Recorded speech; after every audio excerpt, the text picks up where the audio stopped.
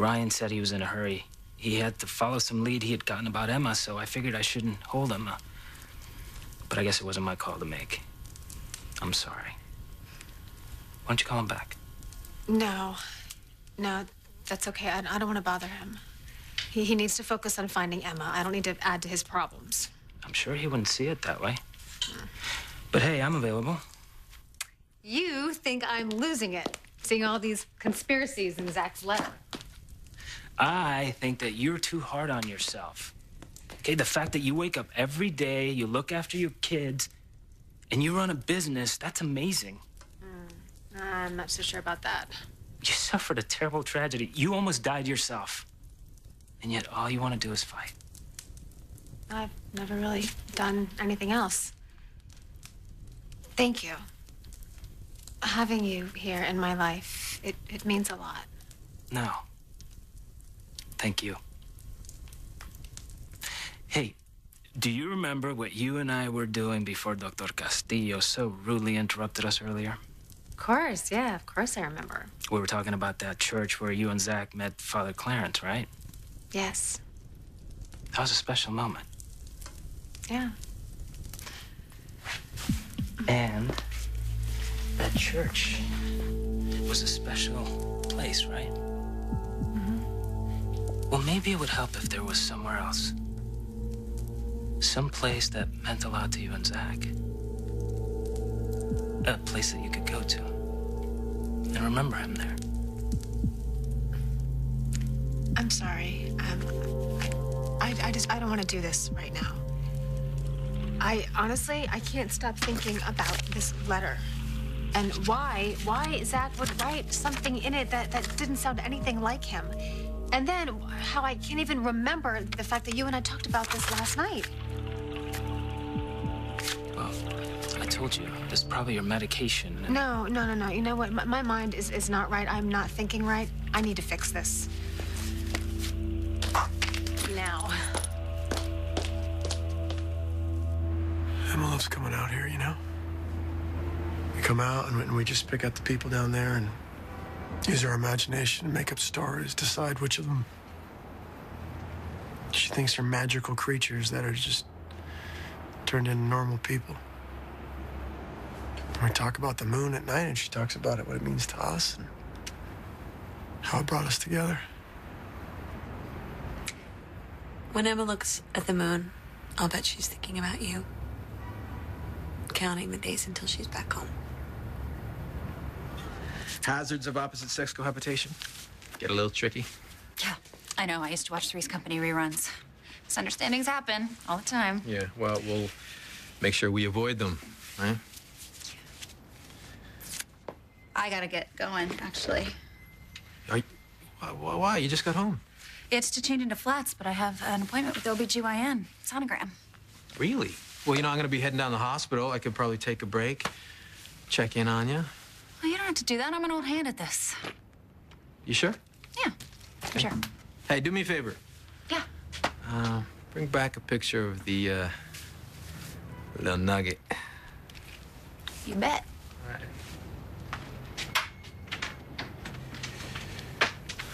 Look, my marriage to Kara may not be real, but my respect for her is. She's gonna be my wife. It ain't gonna be easy, Ted. Well, nothing worthwhile ever is. Well, 3 years is a long time. Tell me about it. I've never been married that long, to be honest. Then again, I've never had to get married to keep somebody from being killed before. You do know she still has feelings for Jake. Not only is she going to be working with him, but she's also going to be playing the part of sister-in-law. Can you handle that? Well, I don't expect to be able to change her feelings. But I think I can handle it. Does she know about you? What do you mean? Well, does she have any idea how lucky she is to have a brother like you? I won't always be around. Once the funding comes from Kendall through the Miranda Center, I'll be setting up clinics all around the world. So your plans haven't changed? It's part of who I am. Well, saving the world one person at a time is a tough job. But then again, you do rack up the frequent flyer miles. When I leave, I want to make sure I can count on someone. Someone who will do whatever they can keep her safe. I will. I won't let you down. Or Kara. I'm starting to get that. We didn't have a normal life, Agent Trumbull. We fell in love in a war zone. Have you ever been to Southern Sudan? Can't say I've had the Well, pleasure. it's hell. It's worse than hell. You're either getting shot at or you're sewing up somebody who has been shot, and that's usually a woman or a child that didn't dodge the bullet quick enough. And when you're not dealing with all of that, you're trying to dodge microbes like cholera or dysentery, malaria. And people are starving. They're hungry. And it's all over. It's everywhere. What's your point? His point is that we found each other in an unusual place, in a very difficult situation, and that our feelings for each other were as much about maintaining sanity as they were true love. So what happened? Oh, well, I grew up. I realized that Jake's a good man, and I was just too young. I married him for the wrong reasons, you know, so I left. I ran away. That was hurtful. How'd you handle that? I accepted it. You accepted it. You didn't go after her? I just wanted her to be happy. You didn't fight for her? You know what I'm realizing, Agent Trimble? You don't really know what you're doing, do you? You're just taking anything you can and throwing it at the wall and seeing what sticks. Well, I don't think Kara deserves this, so I think this should stop. This interview is over. Now. This interview is necessary, Doctor. There's still charges against Dr. Castillo, not to mention the temporary residency that she's claiming by marrying your brother. Oh, look at that. See, Dr. Castillo and I share a patient, so unless you are ready to explain to the parents of a young girl who needs their doctor by her bedside, this interview is over.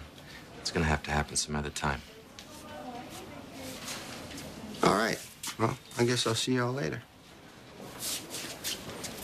Oh, you two be careful.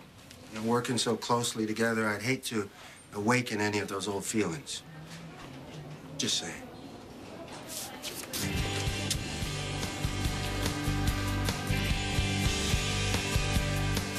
Excuse me. I'm looking for my daughter. She works at the hospital, but she went off duty, and they said she likes to come here sometimes. Would you know her? Cara Castillo. Oh, yes, I do know her, but I haven't seen her. Excuse me. I'm sorry. Are you Mother Castillo? Who are you? I'm Tad. Tad Martin, Kara's fiancé. I'm sorry, I'm just a little surprised. You're earlier than we expected. I assumed that Kara and Griffin were going to pick you up. I caught an earlier flight. I took a cab to the hospital.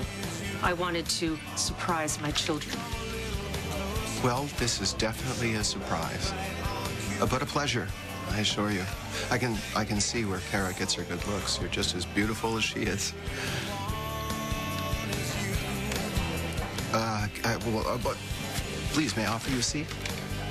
Can I buy you a drink? Coffee, maybe? I'm at your service. Is there anything that I can do for you? You can tell me why my daughter would choose to marry the brother of her no-good ex-husband. Okay, you've got to cut back on the pills you got me on. Well, if there's side effects, we can adjust. No, not just adjust. They are screwing with my brain. Okay, Griffin, I need my mind back. I need to be able to think again. Kendall, we've been through this. If you're taking them as prescribed, they shouldn't be causing you any problems. Okay, well, it's either that or I am completely losing my mind. Are those your only two choices? Is this about the letter? I thought I realized something new about the letter today. Only I had already gone over it with Ricky the night before, but I have no memory of it at all. Now, I know I need the anti-rejection drugs for my heart and the antibiotics to help me ward off the infection, but can you please just cut the sleeping pills and the pain medication? I can't. You need to rest. Please, please, I can't afford to forget anything else, okay? Especially when it comes to that letter. You still think Zach was murdered? I don't know, but something he wrote is not right. Something, it doesn't make sense. Okay, I know this is gonna sound weird, but he called me sweetheart, all right? Only my mother calls me sweetheart. Zach never, ever did. So maybe it was a message to me, or maybe he didn't write it at all, but I need to figure out what it is, and I have to do it with a clear head. Even if it kills you. So, another nice day with Widow Slater? Chris can't look too hard and she's gonna get suspicious, okay? Besides, I need her to open up about that special place without realizing how important it is. But I gotta tell you, I never could have imagined she was gonna be this tough to crack. Oh. Why do you say that with that smile on your face? I don't know. I like a challenge. Okay, well, I'll try and remember that when we're sitting in prison for stealing her husband's money and causing his plane to explode. Okay, relax. I had her talking about this special place. The place where Zach might have hid that evidence against us.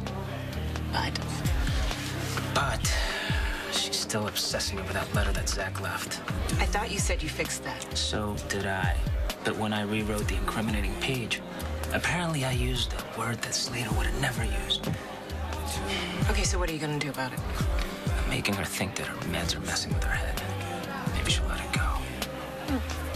Of course, we could always just put a gun in her mouth and ask her about the special place point blank. Really? You don't think that might be a little messy? Besides, she's the kind of person... I don't think she'd go down without a fight. I don't care. And you better not either. Hello? Hi, it's Emma. Emma. Oh, it's so good to hear your voice. Are you okay? I can't talk long. Mommy will get angry if she knows I called again. Oh, I don't want you to get in trouble, but I am so glad that you called. Emma, where are you? Emma? I can't tell you. Listen, sweetie, your daddy can help you, okay? Call your daddy, please. Emma? Emma? Where are you going? I'm gonna go to the police station. I want to see if the FBI found out anything else about the call that Annie made to Hayward. Brian, they said they would call you. I know they would. But you know what? I'm sitting around, I'm looking at Emma's empty room. I see her toys and Madison. She called again. Emma, just now. She what? Where is she? Did she say? I asked, but she said she couldn't say. And then we got cut off. Did she say anything else? Not much. Just that she couldn't talk because her mommy would get upset. But Ryan, I heard a sound in the background. I could swear it was seagulls. She is somewhere near the ocean. That's a big somewhere. But it's something. Thank you. Ryan, I begged her to call you. She sounded like she wanted to, so just stay by the phone because I think if she has the chance, she'll try to reach you.